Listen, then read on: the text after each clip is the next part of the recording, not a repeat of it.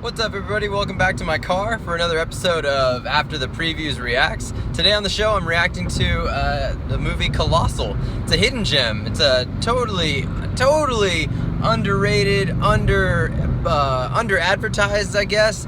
This movie is awesome, and more people need to see it. I went in the theater. I was literally the only person in there. It was kind of cool, but at the same time, I was like, man, I wish more people were watching this movie Colossal. It's really cool.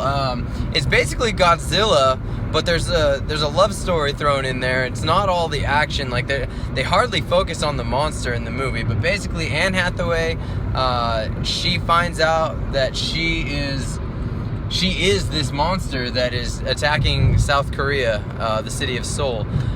She finds out that whatever she does at a certain time in the morning in a certain place, the monster does it in Korea, and it's kind of weird at first, and then the story, as it progresses, it just keeps evolving and changing into something bigger and bigger, and then it flattens out for a minute, and you're like, where are they gonna go with this? Like, how do they end this movie? How do they end this story? And the ending is great. I mean, there's a few unanswered questions, and I think it's one of those things where the movie and the writers Nacho Vigalondo, he directed and wrote the movie, so I think he just leaves some things up to the viewer's interpretation, which I think is cool. Like, I think the movie makes people, or it doesn't make people think enough to get people to really come up with a solid reason for the unanswered questions in this movie. But I mean, at the same time, you can really say you can answer it with anything there, and you don't really have to back it up with as much evidence, because there's not much there to it. That could be me just making an excuse for plot holes.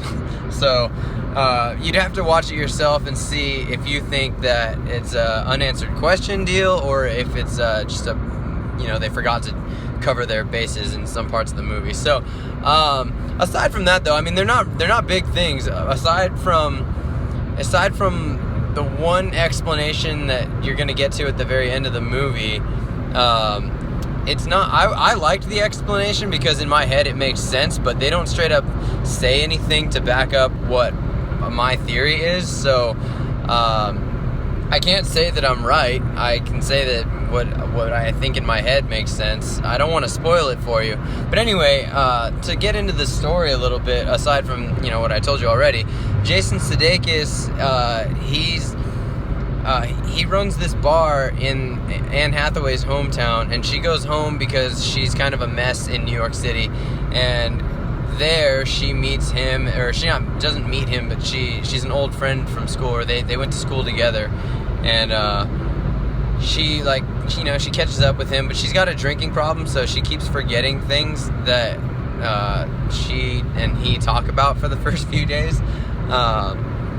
But he's kind of there. He's being a good friend, and then everything kind of gets shady around. I mean, everyone. I mean, not the side characters. They're not so shady, but Anne Hathaway, Jason Sudeikis, Anne Hathaway's British boyfriend from New York. I don't know the actor's name, and I should, but I don't.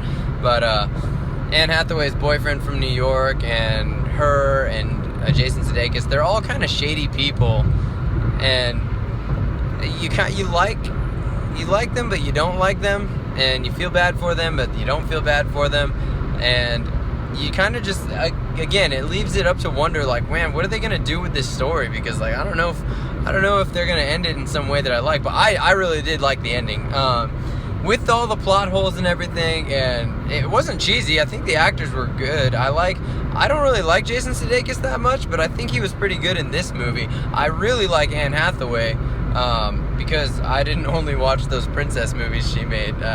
She's a pretty good actress, and I really like her, so I think she did a good job. This is a different role for her compared to the other movies that I like her in. But yeah, with the good acting, but the plot holes and I like the ending, but I can understand why people wouldn't if they don't.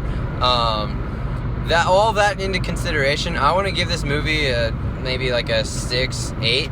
it's a pretty good movie, and I would definitely suggest it to anybody who likes like a fun but not too corny and not too Disney, like everything's happy like kind of story. If you don't want like a cheesy story like that, then this is a pretty good one. If you're just trying to have like a good time at the theater, like watch a fun movie, watch something that's a little lighthearted but a little dark in some parts, this is a good movie. I really like it. So Colossal, 6.8 at its lowest. I would say maybe a 7.3 at the highest, like on the best day. If I watch it and I catch all the best beats of this movie, definitely a 7.3. So yeah, that's been Colossal.